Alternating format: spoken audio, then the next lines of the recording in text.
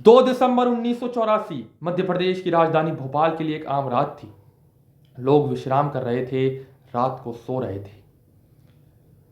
Hills यानी कि पहाड़ियों से बसे इस शहर के लिए ये एक आम और ठंडी रात थी। रोजमर्रा की का काम कर कर लोग अपने घर लौटे थे, दफ्तरों से घर लौटे थे, कामकाज से घर लौटे थे। अब आराम का समय था क्योंकि रात हो चुकी थी और लोग आराम कर रहे थे। लेकिन लोगों को क्या पता था, जैसे ही सूर्योदय होगा उनके जीवन में बहुत कुछ बदल गया होगा। कुछ लोग नींद में ही मारे जाएंगे और कुछ लोग भागते भागते मारे जाएंगे। दोस्तों नमस्कार। आज हम बात करेंगे दुनिया की सबसे worst industrial disaster Bhopal gas tragedy की कहानी। मध्य प्रदेश की राजधानी भोपाल में तबाही की मिथाइल आइसोसाइनेट नाम की एक गैस जो किस तरह से टैंक E610 से लीक हुई। पूरा प्रोसेस आपको बताएंगे कि किस तरह से ये गैस लीक हुई, क्या लूपहोल्स इसमें रहे। बात करेंगे कुछ हीरोज की, जैसे कि गुलाम दस्तगीर जिन पर पिक्चर बनी है। एक रेलवे में काम करने वाला व्यक्ति जिसने अपने परिवार की चिंता करे बिना लोगों के लिए सब कुछ किया और उस मुश्किल समय में एक असली हीरो की तरह उभरा। और बात सत्यानंद सारंगी की भी, एक व्यक्ति जो भोपाल में रहा, लीगल फाइट और मेडिकल तरीके से लोगों की मदद करी। बात करेंगे इसके इतिहास की, इस फैक्ट्री की, इस भोपाल गैस ट्रेजेडी पे बनी पिक्चर्स पे भी बात करेंगे, जो नोवेल्स इसमें लिखी गई है। कुछ लोगों से आपको मिलाएंगे जो उस वक्त जिंदा थे, उनका इंटरव्यू आपको पढ़ के सुनाएंगे। और आपको ये भी बताएंगे कि भोपाल गैस ट्रेजेडी के असली गुनहगार वॉरेन एंडरसन क्यों छोड़ दिए गए। 1989 में सतीश धवन ने कैसे इस केस को आगे बढ़ाया, जो इसरो के हेड थे। सब कुछ इस वीडियो में विस्तार से बताएंगे। शुरुआत करते हैं इस वीडियो की। देखिए, यूनियन कार्बाइड कॉर्पोरेशन, ये था इस कंपनी का नाम, यूसीसी। अगर आपने इस कंपनी का नाम नहीं सुना तो इसके प्रोडक्ट्स का नाम जरूर जानते होंगे, जैसे कि एवरेडी बैटरी, बेकलाइट्स। ये कंपनी पेस्टिसाइड्स के अलावा रॉकेट फ्यूल बैटरीज भी बनाती है। 1994 के बाद से इसको एवरेडीज इंडस्ट्रीज के नाम से जाना जाता है। शायद आप ये नाम ज़्यादा अच्छे से जानते हो। दोस्तों, इसको इंडिया में यूनियन कार्बाइड इंडिया लिमिटेड के नाम से जाना जाता था, यानी कि UCIL। 1969 वो साल था जब UCIL इंडिया में आया और अपनी फैक्ट्री का स्थापना उन्होंने भोपाल में की। दोस्तों, वहाँ पे ये सेविन, जो कि इंसेक्टिसाइड है, एक पेस्टिसाइड के ब्रांड का नाम होता है सेविन, वो बनाने के लिए ये कंपनी शुरुआत की गई थी इंडिया के अंदर। लेकिन इस कहानी का टर्निंग पॉइंट है 1980। 1980 वो साल जब MIC, मिथाइल आइसोसाइनेट, जो कि बहुत ही खतरनाक गैस है और जान भी जा सकती है इससे लोगों की, उसको इंडिया में ही बनाने के लिए कंपनी ने मंजूरी मांगी। गवर्नमेंट ने मंजूरी दे दी और उसके बाद से मिथाइल आइसोसाइनेट इंडिया में बनने लगी। उससे पहले मिथाइल आइसोसाइनेट अमेरिका में बनती थी, फिर इंडिया में आती थी, यानी कि इंडिया में नहीं बनती थी। लेकिन मिथाइल आइसोसाइनेट 1980 में गवर्नमेंट की मंजूरी के बाद इंडिया में बनने लग गई और ये बहुत ही खतरनाक कदम था। लेकिन गवर्नमेंट ने ज़्यादा कुछ परवाह किए बिना ही इसको मंजूरी दे दी। अब 1984 की जो गैस लीक ट्रेजेडी हुई थी, बहुत बड़ी भयंकर गैस ट्रेजेडी हुई थी, उससे पहले कुछ छोटे मोटे लीक्स हुए और 1981 में एक्सीडेंटली मिथाइल आइसोसाइनेट के चपेट में आने से मोहम्मद अशरफ नाम के एक वर्कर की मौत हो गई। कुछ ट्रेड यूनियंस ने इस पर प्रदर्शन भी किया, लेकिन कंपनी ने इसका कोई हिसाब नहीं लिया। इस तरह की कई लीक्स हुई थी और सेफ्टी मेजर्स की धज्जियां उड़ा के रखी थी। अलार्म सिस्टम काम नहीं कर रहा था, प्रेशर को नापने वाला वॉल्व काम नहीं कर रहा था, लेकिन कंपनी का इस पर कोई ध्यान नहीं था। और कंपनी ने ऐसा क्यों किया कि MIC इंडिया में बनाने लगी, उसका कारण भी आपको बता देते हैं। क्योंकि उस समय जो उनका प्रोडक्ट था सेविन, वो मार्केट में गिर रहा था, क्योंकि दूसरी कंपनियों ने अपने दाम सस्ते कर दिए थे और इन पे भी प्रेशर था UCIL पर भी कि ये भी अपने दाम सस्ते कर दे अपने प्रोडक्ट के। इसी वजह से इन्होंने कॉस्ट कटिंग करने के लिए, पैसे बचाने के लिए MIC को इंडिया में बनाना चालू कर दिया। कॉस्ट कटिंग करी, अंडर क्वालिफाइड वर्कर्स रखे और बहुत ही घटिया सेफ्टी मेजर्स का प्रयोग यहाँ पे किया गया। इसके अलावा राजकुमार केशवानी एक जर्नलिस्ट हैं जिन्होंने इसको पहले ही प्रेडिक्ट कर लिया। वो मोहम्मद अशरफ के दोस्त थे जिन वर्कर की मौत हुई थी। उन्होंने कई आर्टिकल्स इस पे लिखे, सीएम और सुप्रीम कोर्ट तक को लिखी कि यहाँ पर किस तरह से बहुत ही खतरनाक मामला है और बहुत ही बड़े ट्रेजेडी की ओर भोपाल बढ़ रहा है। उन्होंने अपना आखिरी आर्टिकल 16 जून 1984 को लिखा था, यानी कि लगभग 6 महीने पहले इस भयंकर हादसे से। और उन्होंने लिखा था कि बचाइए हुजूर, इस शहर को बचाइए, Bhopal is on the edge of the volcano नाम से उनके आर्टिकल उन्होंने लिखे। लेकिन उनकी बात को नज़रअंदाज कर दिया गया कंपनी द्वारा, सीएम द्वारा, सुप्रीम कोर्ट द्वारा, सरकार द्वारा, अधिकारियों द्वारा, और इसका क्या अंजाम हुआ वो तो आप सब जानते ही हैं। अब आते हैं सीधे 1984 के साल पे। 1984 का साल, अक्टूबर 1984 यानी कि 1984, जब MIC को आगे बढ़ाने से, यानी कि जो MIC बनाने का प्रोसेस है वो कंपनी ने रोक दिया था। कंपनी का कहना था कि अब MIC जब जरूरत होगी तभी यूज़ करी जाएगी, अब आगे से MIC हम नहीं बनाएंगे इंडिया के अंदर। यानी कि कंपनी अपने सारे जो प्रोसेस थे वो बंद करने वाली थी। लेकिन उससे पहले दिसंबर में क्या हुआ ये तो आपको पता ही है। अब बात करते हैं सीधे 2 दिसंबर 1984 की उस काली रात की, जिसके बाद 3,500 से ज़्यादा लोग मर गए और गंभीर बीमारियों की चपेट में आने से आज तक 25,000 से ज़्यादा लोग इस हादसे की वजह से मर चुके हैं। 2 दिसंबर 1984 भोपाल के लिए एक आम रात थी, जैसा कि मैंने वीडियो की शुरुआत में बताया। अब आपको बताते हैं क्या था ये पूरा मसला। देखिए, 3 टैंक्स थे भोपाल में, वहां पे E610, E611 और E619, 3 अलग अलग टैंक्स थे। अब 3 में से 2 टैंक में MIC भरी जानी चाहिए थी और 1 टैंक खाली रहता था आमतौर पर। लेकिन तीनों टैंकों को उस दिन भरा गया। जो खाली रखा हुआ टैंक था जो इमरजेंसी में भरा जाना चाहिए था उसमें भी इन्होंने गैस भर दी, पैसे बचाने के चक्कर में, कॉस्ट कटिंग करने के चक्कर में। अब क्या हुआ आपको स्टेप बाय स्टेप बताता हूं। देखिए, 2 पाइप्स थी। एक पाइप ऐसी थी जो कि जहरीली गैस को निकालकर उसको बर्न ऑफ कर देती थी और एक वैन स्क्रबर की में ले जाती थी ताकि वो गैस जहरीली गैस से टर्न ऑफ होकर एक साधारण गैस में बदल जाए। एक पाइप ये काम करती थी।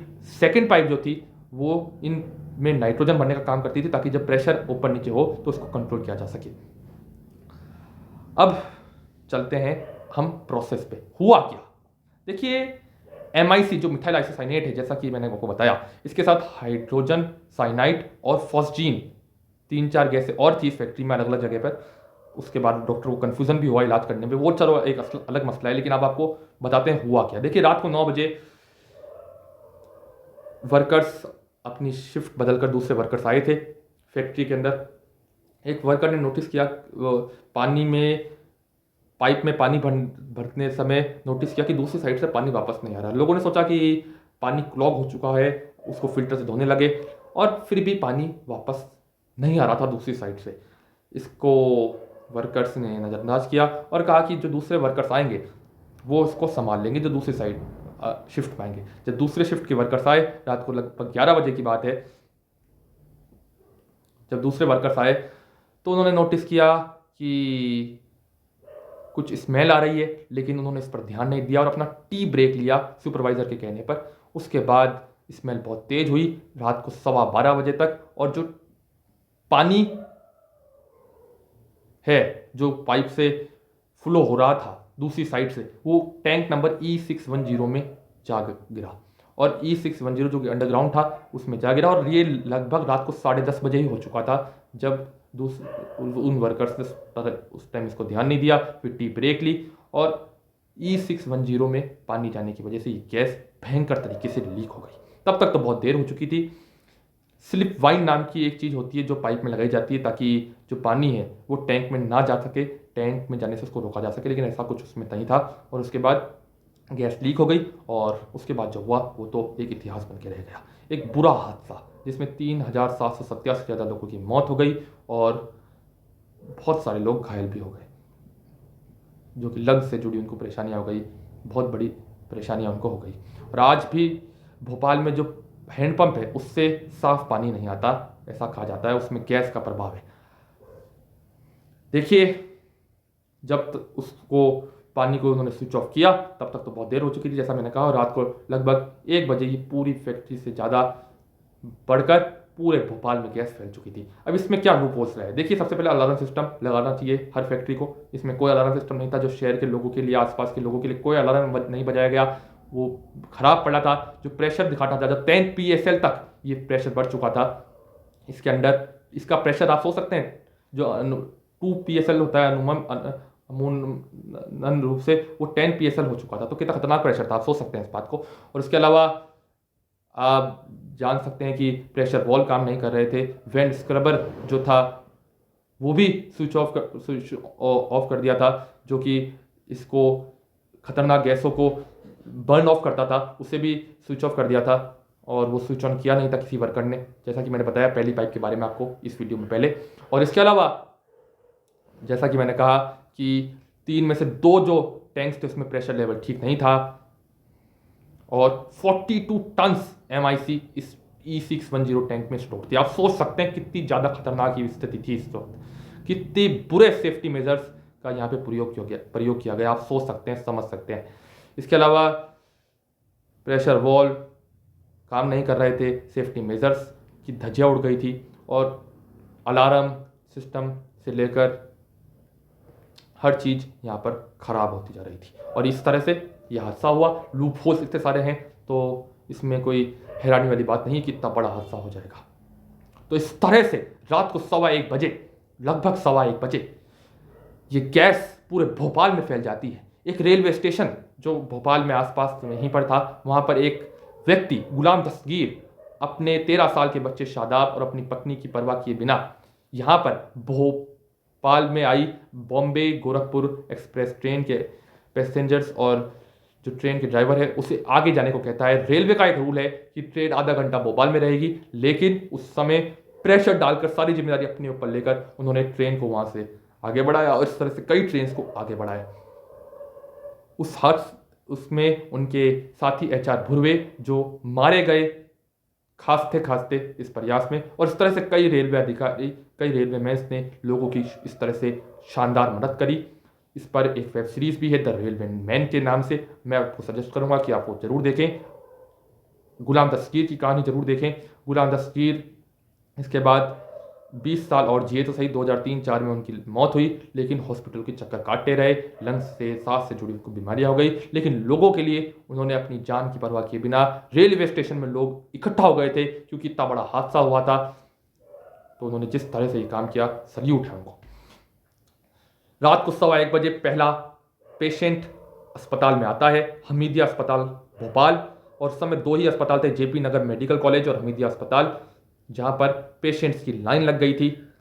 रात को 1:15 बजे जब ये आता है पहला पेशेंट, वो उसको खांसते उसको दम घुट रहा था उनका, और इसके लक्षण यही थे कि खांसते थे और लोगों को खांसी हो रही थी, मिर्ची जैसी लग रही थी, आंखों में जलन जैसी लग रही थी, और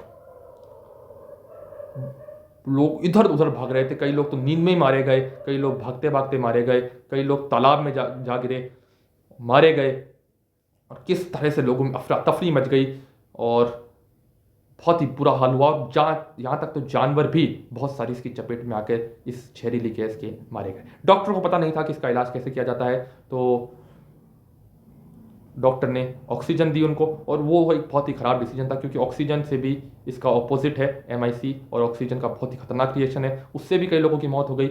डॉक्टरों के पास सही इलाज नहीं था, क्योंकि उन्हें पता ही नहीं था यहाँ पे हुआ क्या है। SP शिवराजपुरी ने फैक्ट्री में फ़ोन किया, वहाँ पे पूछा कि ये क्या हुआ है, तब उन्हें पता चला यहाँ पे तो कुछ नहीं हुआ। उनको ओके 2 बार जवाब मिला, लेकिन तीसरी बार जब उन्होंने फ़ोन किया, उन्हें बताया गया यहाँ पे जो हुआ है वो हमें भी नहीं पता। अंडरग्राउंड टैंक से एक इतनी खतरनाक गैस वर्कर्स और सुपरवाइजर्स की लापरवाही की वजह से किस तरह से लीक हो गई, आप समझ सकते हैं। इसके बाद 1:20 में हजारों पेशेंट्स भोपाल में खांसते उनका दम घुट रहा था, उन्हें उल्टी जैसा लग रहा था, मिर्ची जैसी एक फीलिंग आ रही थी, और लोग अपना दम वहीं तोड़ रहे थे। 2500 से ज़्यादा लोग सुबह होते होते भोपाल में मौत के घाट उतर गए और एक बहुत ही दुर्भाग्यपूर्ण हादसा हुआ। इतने मासूम गरीब आम आदमी के जीवन का अंत हो गया और भोपाल के अंदर ये दुनिया की सबसे बड़ी त्रासदी बनकर रह गई। दोस्तों, इसके बाद जो हुआ मैंने आपको बताया भोपाल के अंदर किस तरह से हादसा हुआ। उसके बाद यहाँ पे सुबह 3 दिसंबर का सूर्योदय भोपाल के लोगों के लिए सिर्फ अंधकार ही लेकर आया था। चारों ओर न्यूज़ में ये खबर फैल गई कि भोपाल के अंदर दुनिया का सबसे खतरनाक इंडस्ट्रियल हादसा हुआ है। इस हादसे के बाद मैक्स डॉटनर, जो कि जर्मनी के एक डॉक्टर हैं, उन्होंने सोडियम थियोसल्फेट एक केमिकल है उसका प्रयोग करने को कहा गया। लेकिन दोस्तों, आपको मैं बताऊं कि जो कि यहाँ पर है, यहाँ के हेल्थ सर्विस मैन एन नागो, जो मध्य प्रदेश के हेल्थ सर्विस के उस समय के प्रेसिडेंट थे, उन्होंने मना कर दिया क्योंकि इससे एक व्यक्ति की मौत हो गई थी। क्योंकि साइनाइड पॉइजनिंग के लिए ये किया जाता था सोडियम थियोसल्फेट यूज। इससे एक व्यक्ति की मौत तक हो गई, लेकिन ये एक असरदार उपाय था। आईसीएमआर ने बाद में माना, लेकिन उसको उस समय कंफ्यूज कर दिया गया। इसकी वजह से भी बहुत सारे लोग मौत की घाट उतर गए दुर्भाग्यपूर्ण तरीके से। एक कंफ्यूजन के चक्कर में वॉरेन एंडरसन ने इसकी जिम्मेदारी भी ली। 7 दिसंबर को यहाँ आए, मध्य प्रदेश के अंदर एक गेस्ट हाउस में रुके, फिर उन्होंने किसी को फोन लगाया और उसके बाद उन्हें वीआईपी ट्रीटमेंट देते हुए एरोप्लेन से अमेरिका छोड़ा गया। तो सोचिए, वॉरेन एंडरसन को किसने छोड़ा? राजीव गांधी सरकार को इसमें दोषी माना जाता है। कोई पॉलिटिकल साजिश को इसमें जिम्मेदार बताया जाता है। राजीव गांधी ने अपने दोस्त के कहने पर उन्हें छोड़ दिया, जिसके कोई रिश्तेदार अमेरिका में जेल में थे। कई पॉलिटिकल कॉन्स्पिरेसी है और इससे बड़े व्यक्ति वॉरेन एंडरसन आसानी से छूट गए। आम आदमी और गरीब की मौत का जिम्मेदार एक व्यक्ति आसानी से कैसे छूट गया? 2014 में वो नेचुरल तरीके से मर गए। उसके बाद 1984 के बाद वो कभी भारत नहीं आए। कोर्ट ने उन पर क्रिमिनल केस तक लगाया, लेकिन फिर भी भारत नहीं आए। 1985 में गवर्नमेंट ऑफ इंडिया को यह अधिकार मिल गया कि वो भारत के लोगों को रिप्रेजेंट कर सकती है कोर्ट के अंदर। 1989 में सतीश धवन ने ये केस डाला, जो इसरो के अध्यक्ष हैं, कि हम इस केस को आखिर तक ले जाएंगे। आज भी नौकरशाही की ढीलता, नेताओं की चालाकी की वजह से ये केस अब भी चल रहा है भोपाल के अंदर। लोगों को अभी भी न्याय नहीं मिला है। ये आप सोच सकते हैं क्या हालत है। 1989 में 700 करोड़ का जुर्माना दिया इन्होंने, वॉरेन एंडरसन ने, भारत सरकार को। लेकिन क्या इस 800 करोड़ का जुर्माना दिया, माफ कीजिएगा, क्या इस जुर्माने से लोगों की जान वापस आ गई? और वॉरेन एंडरसन को क्यों छोड़ा गया, ये तो अपने आप में एक रहस्यमयी कहानी है। राजीव गांधी सरकार इसमें दोषी है। कौन दोषी है? मुख्यमंत्री अर्जुन सिंह उस समय रैलियों में मस्त थे, अपने चुनाव कैंपेन में मस्त थे। 1985 में गवर्नमेंट ऑफ इंडिया ने फैक्ट्री एक्ट में संशोधन किया, जिम्मेदारी तय की, एनवायरमेंटल प्रोटेक्शन एक्ट बनाया और कई तरह के ऐसे एक्ट बनाए। 1996 में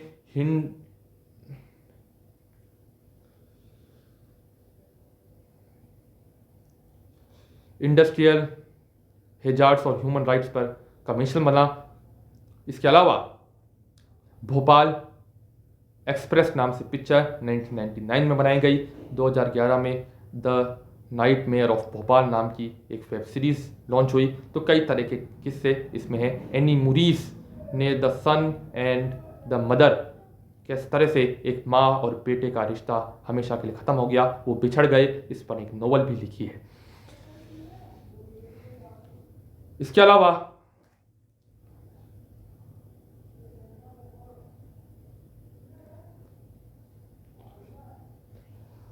भोपाल के अंदर उस तरह के हादसे का कौन दोषी था, ये आप ही बताइए। उमदी देवी, जो मध्य प्रदेश के भोपाल में जेपी नगर में रहती है, उनका एक इंटरव्यू बाद में छपा। उन्होंने कहा कि वो रात बहुत भयंकर थी, उसमें उनके कई परिजन भी मारे गए।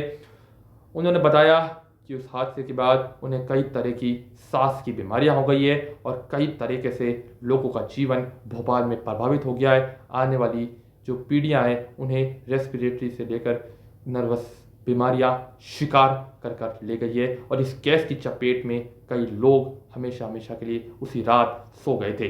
दोस्तों इसके अलावा सत्यानंद सारंगी ये एक हीरो थे। 1985 में इन्होंने भोपाल के अंदर वो बस गए और उन्होंने यहाँ पे मेडिकल और लीगल सपोर्ट दिया भोपाल के लोगों को। तो ये था भोपाल का ये हादसा, भोपाल गैस ट्रेजेडी की एक कहानी जिसने शायद एक ऐसा दर्द लोगों के अंदर छोड़ दिया जो कभी नहीं भुलाया जा सकता। मध्य प्रदेश की राजधानी भोपाल में आज भी इस गैस के प्रभाव से रेस्पिरेटरी नर्वस तरीके की कई तरह की समस्याएं लोगों के अंदर है। 3787 से ज़्यादा लोग उसी रात मारे गए। हालांकि लोग मानते हैं ये तो सिर्फ सरकारी आंकड़ा है, असल आंकड़ा तो 17 से 18 हजार तक है।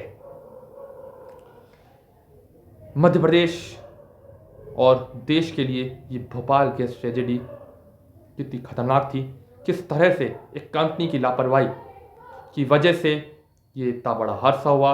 इसके गुनहगार वॉरेन एंडरसन 2014 में मर गए, नेचुरल डेथ उनकी हुई, लेकिन वो कभी भारत नहीं आए। किसने उन्हें छुड़ाया, कौन था उसके पीछे? और कहानी तो HR भुर्वे और गुलाम दस्तगीर जैसे हीरो की भी है, सत्यानंद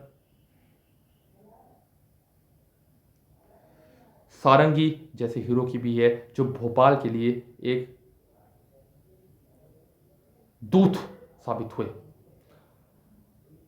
भोपाल में इस हादसे के लिए क्या कॉज थे, क्या लीकेज थी, ये मैंने आपको बताया। और इस हादसे के बारे में आप वेब सीरीज देख सकते हैं और भोपाल एक्सप्रेस जो 1999 की एक फेमस पिक्चर है उसको भी देख सकते हैं अगर आपको और डिटेल में इस हादसे के बारे में जानना है तो। दोस्तों ये कहानी थी एक ऐसे हादसे की जो भोपाल को हमेशा हमेशा के लिए सता कर रह गई। एक कहानी जिसमें ना भुला देने वाला दर्द सामने आया। कितने ही लोगों ने अपनों को खो दिया और फैक्ट्री और भौतिक प्रगति के इस खेल में कितने ही लोग हमेशा के लिए सो गए। गरीब और आम आदमी न्याय आज तक नहीं मिल पाया और आज तक ये केस अब सुप्रीम कोर्ट और हाई कोर्ट में चल रहा है। लीगल फाइट के चक्कर में क्यों वॉरेन एंडरसन को छोड़ा गया और वॉरेन एंडरसन को क्रिमिनल केस, उन पर सिविल केस लगाया गया, लेकिन उन्हें क्यों भारत नहीं लाया जा सका और इसमें किसकी साजिश थी, ये भी आपको बताना चाहिए। Union carbide corporation UCIL America जो बड़ी बड़ी बातें करता है सेफ्टी मेजर्स की, अपने देश में हर रोज हर साल माफ कीजिएगा सेफ्टी मेजर्स पर एक रिसर्च उसकी टीम आती है, हर फैक्ट्री में चेक करती है। और उस अमेरिका का दोगलापन आप देखिए, उसका एक व्यक्ति जो इसके लिए जिम्मेदार था उसे भगाने में अमेरिका ही, जाहिर रूप से अमेरिका के दबाव में ही राजीव गांधी सरकार ने उन्हें छोड़ा होगा और कुछ भी कारण रह सकते हैं। माना जाता है कि यहाँ पे एंटी सोवियत यूनिट भी सक्रिय थी भोपाल के अंदर। ये भी कहा जाता है कई बार कि ये एक साजिश थी जो कि बहुत पहले से रची जा रही थी। मिथाइल आइसोसाइनेट नाम की ये गैस एक्स्ट्रा थर्मिक जो रिएक्शन करती है पानी के साथ मिलकर, इतनी खतरनाक रिएक्शन वाली गैस जो लंग्स और रेस्पिरेटरी सिस्टम को बुरी तरह प्रभावित करती है, वो गैस इस तरह से कैसे लीक हुई? अंडरग्राउंड टैंक होते हुए भी गैस एक पाइप के चालू होने की वजह से जो पाइप का पानी फिर E610 टैंक में जाके घुस गया और उसके बाद तो तबाही मच गई पूरे भोपाल के अंदर। हमीदिया अस्पताल और JP नगर मेडिकल कॉलेज दो ही उस समय के हॉस्पिटल्स थे भोपाल के अंदर और हॉस्पिटल्स की कमी की वजह से भी लोगों को बहुत तकलीफ हुई। डॉक्टर्स को पता नहीं था इसका इलाज कैसे करना है। लोग डॉक्टर्स इसे फॉस्जीन और हाइड्रोजन साइनाइड से कंफ्यूज कर रहे थे। उसके बाद सोडियम थियोसल्फेट की सलाह दी गई थी मैक्स डॉटनेट द्वारा जो कि जर्मनी के एक प्रोफेसर थे, लेकिन एक व्यक्ति की मौत की वजह से इसका इस्तेमाल रोक दिया गया। जो मध्य प्रदेश हेल्थ सर्विस के अध्यक्ष MN नागो, उन्होंने कह दिया कि इसका इस्तेमाल हम रोक रहे हैं, लेकिन ICMR मानता है फरवरी 1985 में कि ये एक असरदार तरीका हो सकता था लोगों को बचाने का। अगर उस वक्त सोडियम थियोसल्फेट और भी तरीके से लोगों को बचा लेता तो शायद कितने लोगों की ज़िंदगी बच जाती। उसने लोगों को बचाया भी था और हजारों लोग उससे ठीक भी हुए थे। लेकिन एक व्यक्ति की मौत की वजह से, वैसे एक भी व्यक्ति की मौत नहीं होनी चाहिए, बहुत ही दुखदाई है, लेकिन एक व्यक्ति की मौत जो शायद एक रिएक्शन की वजह से हो गई, उसके बाद इसको रोक दिया गया और सोडियम थियोसल्फेट का रोक भारत ने रोक दिया। इसके बाद फैक्ट्री एक्ट, एनवायरमेंट प्रोटेक्शनल एक्ट जैसे कई एक्ट्स यहाँ पर आए सामने। और उसके बाद सतीश धवन जो कि इसरो के चेयरपर्सन है, उन्होंने ये केस भोपाल की तरफ से लड़ा, भोपाल के लोगों की तरफ से लड़ा। गवर्नमेंट ऑफ इंडिया ने कोशिश करी 800 करोड़ रुपए का जुर्माना, तो 800 करोड़ रुपए का जुर्माना तो उन्होंने वॉरेन एंडरसन की इस कंपनी से ले लिया। लेकिन कई तरीके से आज भी ये केस और इसके दुख में जो लोग उस हादसे का शिकार हुए, वो लोग आज भी बताते हैं कि वो रात भयंकर थी और जो भोपाल में 3 दिसंबर 1984 को नज़ारा था सुबह, वो किसी शमशान या कब्रिस्तान से कम नहीं था। एक ऐसी त्रासदी जिसने मानव जीवन को हमेशा के लिए हिला दिया, एक ऐसा इंडस्ट्रियल तबाही जिसने भोपाल को हमेशा हमेशा के लिए हिला दिया। और भोपाल के लोग आज भी इसको एक नाइटमेयर की तरह देखते हैं। भोपाल में उस दिन क्या हुआ हमने आपको बताया। द भोपाल गैस ट्रेजेडी की ये दर्दनाक कहानी, इस पर आपका क्या कहना है? इसके लिए कौन जिम्मेदार है? वॉरेन एंडरसन पर क्यों कार्रवाई नहीं हो सकी? क्या सरकार ने MIC बनाने की परमिशन देकर वहाँ गलती कर दी? राजकुमार किशवनी की बात को क्यों नहीं सीरियसली लिया गया? और इसके बाद इसके क्या कॉस्ट है, गैस किस तरह से लीक हुई, हमने आपको बताया। दोस्तों ये वीडियो देखने के लिए धन्यवाद। जय हिंद, जय भारत।